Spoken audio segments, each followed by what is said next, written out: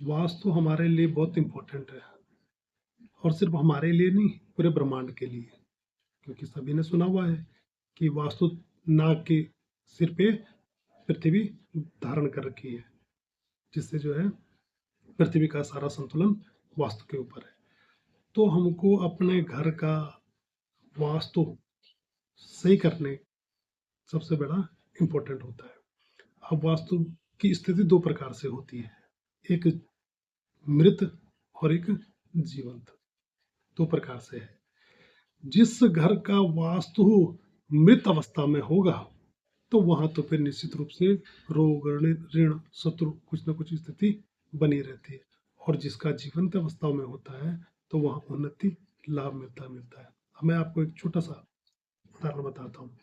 एक पौधा आप जो है खुले जगह पे रख दीजिए और एक पौधा आप कहीं बंद कमरे में रख दो।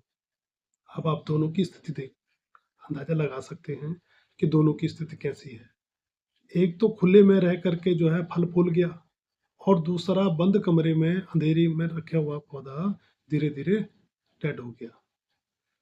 तो अब जो पौधा सूख गया है उसके ऊपर से हम जितने मर्जी भी फल फ्रूट पत्तियां जोड़ेंगे, धागे से बांधेंगे, तो वो है काम का नहीं है, क्योंकि उसकी तो स्थिति खत्म हो चुकी है। लेकिन जो जीवंत जिसको हम दे सकते हैं उसको तो हम संभाल सकते हैं ना, उसका हम ध्यान रख सकते हैं। तो वास्तु भी जो है, वास्तु की स्थिति को जीवंत रखने के लिए हमें 4-5 चीजें ध्यान रखनी पड़ेंगी, जिनमें सबसे पहले है सूर्य की रोशनी। क्योंकि सूर्य जो है प्राण देने वाले हैं, तो जो हमारे चारों ओर का वातावरण है उसको भी प्राण तभी मिलेगा। 2 दिन सूर्योदय नहीं होगा तो पेड़ पौधे मनुष्य सभी मुरझा जाते हैं। तो सूर्य हमको प्राण देता है, तो सूर्य की रोशनी सारे घर में फैलेगी तो वहाँ की जो स्थिति होगी वो जीवंत रहेगी। हवा, वहाँ की जो हवा है उसका बहुत अच्छा वेंटिलेशन होना चाहिए। हवा निरंतर जो है घर के अंदर बाहर बराबर ताजी हवा आनी चाहिए, गुम नहीं होना चाहिए। तीसरा, वहाँ की जो अग्नि है वो पवित्र होनी चाहिए, इसलिए अग्नि का बहुत बड़ा महत्व है। वही अग्नि, हमारी जठार अग्नि हमारे पेट में है, वो अग्नि मंद तो यहाँ की अग्नि भी मंद, तो इसलिए अग्नि का होना बहुत पवित्र है। चौथा, वहाँ की जो बनावट है, स्थिति है, जो छत है, उस पर कभी भी कोई कूड़ा कबाड़ नहीं रखना चाहिए। हर किसी की एक ही स्थिति होती है कि घर में जो भी वेस्टेज है वो उठा करके छत पे डाल दो, और वो वहीं पर जो है पड़ी रहती है। छत से जो है घर में घर के जो मुखिया होता है उस पर हमेशा लोड पड़ा रहता है। और जो सबसे इम्पोर्टेंट होता है वो है पृथ्वी का, धरती, है ना। मकान बनाने से पहले धरती का जो है स्थिति जांचनी चाहिए। अब जिनका बन गया है तो वो साफ सुथरा तो रख सकते हैं।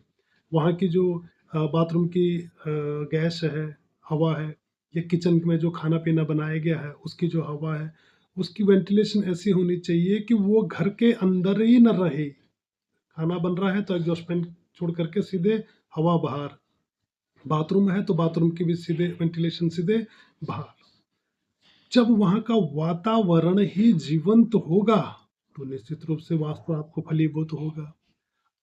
तो वहाँ का जीवंत रखने के लिए ये छोटी छोटी चीजें जो है, अब जिनका बन गया है, जो तोड़ फोड़ नहीं सकते हैं, जिनके पास इतना पैसा नहीं है, जो फोड़ नहीं कर पाते हैं, तो वो क्या करेंगे, वो ये छोटी छोटी चीजें कर लें किसी तरीके से, और इन्हीं से ही उनकी 75% प्रॉब्लम सॉल्व हो जाएंगी। तोड़ फोड़ करने वाला बात का कॉन्सेप्ट है।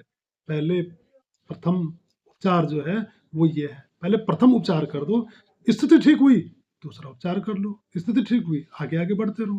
पर पहले स्थिति जो है सुधारने के लिए पहले स्टेप से ही शुरू कर लो। वास्तु समझ आ गया, सिर्फ दो चीज है, एक जीवंत और एक मृत।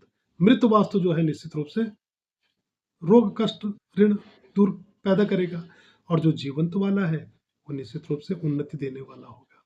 तो वास्तु का सबसे पहले ये समझ लो, ये समझ गए हो तो फिर आप अपना वास्तु स्वतः ही घर में ही तैयार सही कर दोगे।